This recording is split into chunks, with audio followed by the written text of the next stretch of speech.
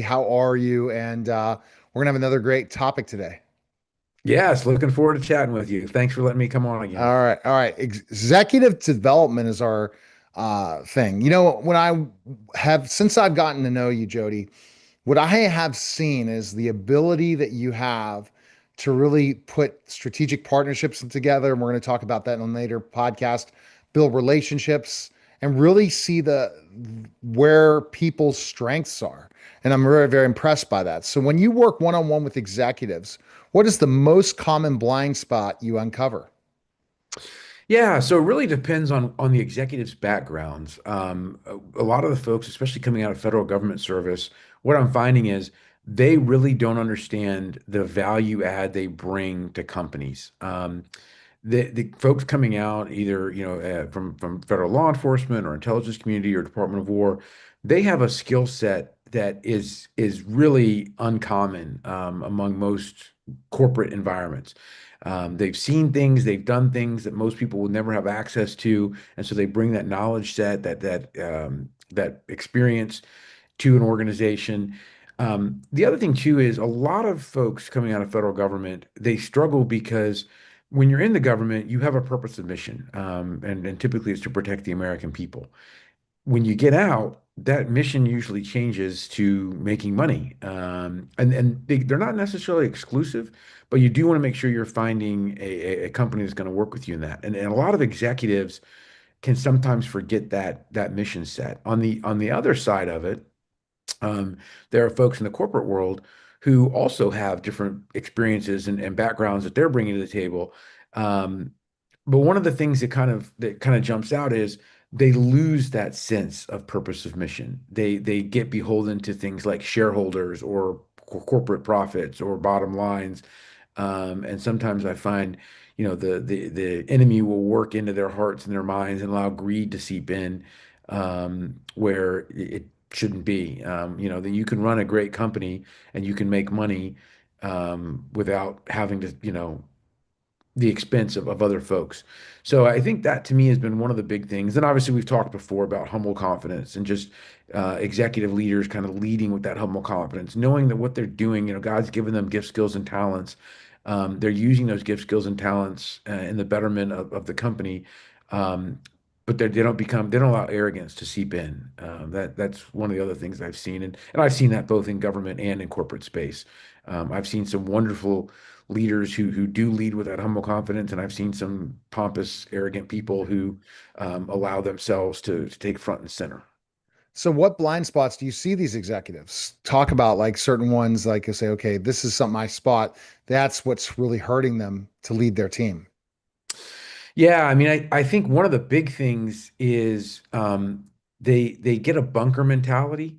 One of the things I've been learning as I've been going through my business development experiences, there's a lot of vipers in the business world, and they will eat their own if they have to. And that makes people cynical. It makes people not want to trust other people. And I think one of the things that I like to do is I bring together good men and women that I know, to create collaborative relationships, to build strategic partnerships. And I'll even work with people I don't know. Um, and I give everybody a blank slate. And so you may be able to pull a fast one on me, you may be able to get some fraud on me. You'll do it once, and then that'll be it.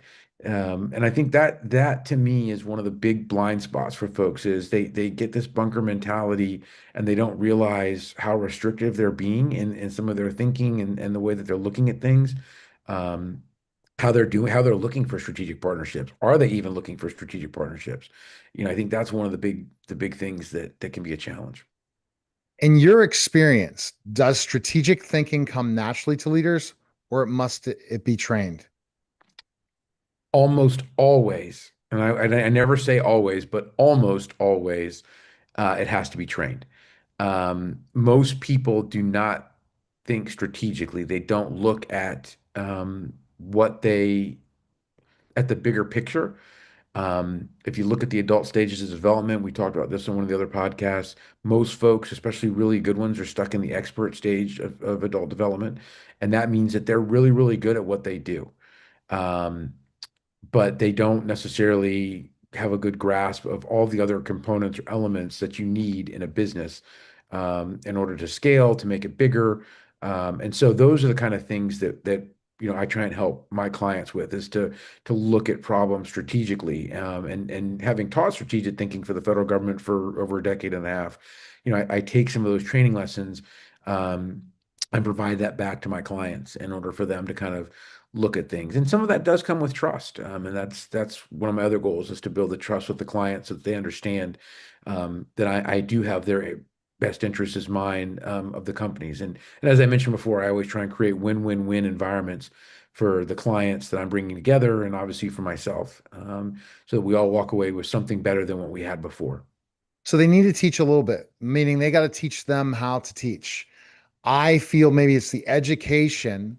It has to be trained, but ultimately, for to be a strategic thinker, a lot of ways you have to be an educator. You have to understand there's an outcome to each possible thing. And that's where you strategically will come up with a plan. I think that probably if you look at the best war heroes and all of them, they're great teachers. They are great learners, but they have an education side to them. Look at the most intelligent people in the world, Jody. They've either been a professor or have led discussions and understand specifically enough what the goal of speaking to an individual group. But you're right. When you meet with certain corporate people, hey, they're just used to being a different piece of the pie. Now they have this role, but they don't understand they have much more. Yeah, I agree with you. I also would add you have to be a great learner. A lot of times people get to some of these executive levels and they think they know everything, and they're not open to learning new things. And you see that, right? You see that if you study business, like, you look at some of the big companies that have gone under, like a Blockbuster. Well, they knew everything there was about the home entertainment industry until they didn't. And streaming services came along and they missed the opportunity to buy Netflix. You look at Kodak, they dominated the photography arena, dominated it. They created digital photography and then completely lost control of that technology and missed out on it. We always have to be learning, because if as you learn about new things, some things we'll learn about and we'll realize, this isn't what they're saying it's going to be, and we know to kind of steer clear of it. Other things, hey, I see what they're doing with this, and I really could see how this could impact or help my business. That's one of the things I bring to the table with my strategic advising is trying to help bring in technologies that can help make your business more effective. The other big thing is, to your point, if you want to become a master of something, if you want to get better at something, teach it. Because if you're teaching it, you're always having to learn more about it, and you're having to study, and you're having to listen to other people in the field, and what are their thoughts and opinions. And not that their thoughts and opinions are always right, but it gets your mind thinking and opening up your mind to, okay, Lord, what else do you have for me? What else can you provide? And then just with prayerful consideration, being able to kind of move forward and help to make it better and to teach it to other folks. What is the difference between authority and influence, especially in high stakes environments? Mm, yeah, this is a great question. When there's obviously lots and lots of books out there on leadership, there's podcasts and all kinds of things that you can read about that. And different people will bring up different things. I think for me personally, authority typically comes with a rank or a title or a position. Someone is in a position of power, and because of that, they have authority over blank. So over their subordinates, over their program, over their industry, whatever it may be. Um, so that's authority. Influence is much, much more powerful, in my opinion. Influence is the ability for a human being, usually through the power of relationship, to be able to say something or do something and other people see it and they realize, oh, hey, so and so's got it right. So and so's going down the right path. So and so's doing something that we probably all should be doing. That is influence. And that to me is where you see transformational leadership really taking hold, is when a leader can step up. If they have the authority, that's even better. But if they don't, at least with the influence, they can step up and they can cast a vision of where we should be and maybe where we are now and how to get from where we are to where we should be peace. Um, and you don't and what I'm finding is in high stakes environments, whether it's in the government or in the private sector, there's a lot of folks who are moving into a more risk averse attitude or risk averse mindset because of fear.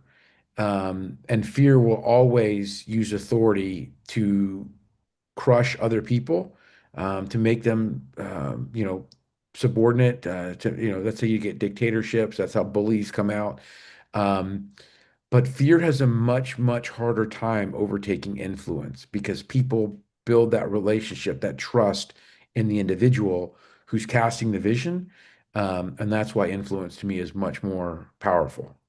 It sounds like it. And so, because authority just is a figurehead, influence means you're really influencing people even before you meet them. And then you're going to get a lot better result as a leader if you have influence with your employees and your whole team versus, oh, I have authority because I've been appointed or it is my position. Yeah, and understand influence as powerful as it is, it can be both a positive and a negative.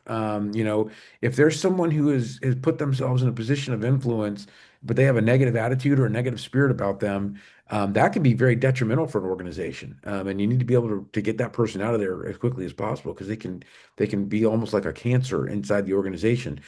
But on the inverse, there could be people, frontline individuals who have a tremendous influence.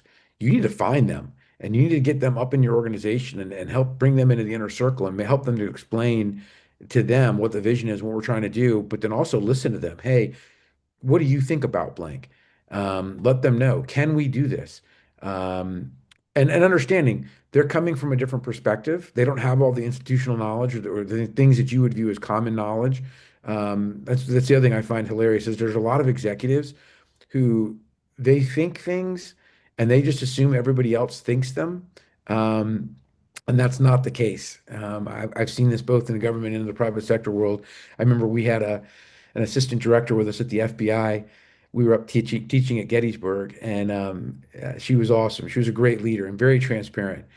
And as we were doing the stop on communication there at Gettysburg, she stood up in front of 70 of her employees and said, "I'm giving everybody here permission to ask me any questions you have whenever I give you a special tasking, a special investigation, anything like that. Because what I've realized is I there's things in my head that I get from different people, from different sources that I know, and I just assume you know, and that you're going to provide me back a work product based off that information. And I'm realizing as I'm getting work products back that that's not what's happening. So I'm telling you, and this is an executive director, so this is a very high level senior executive service member in the government.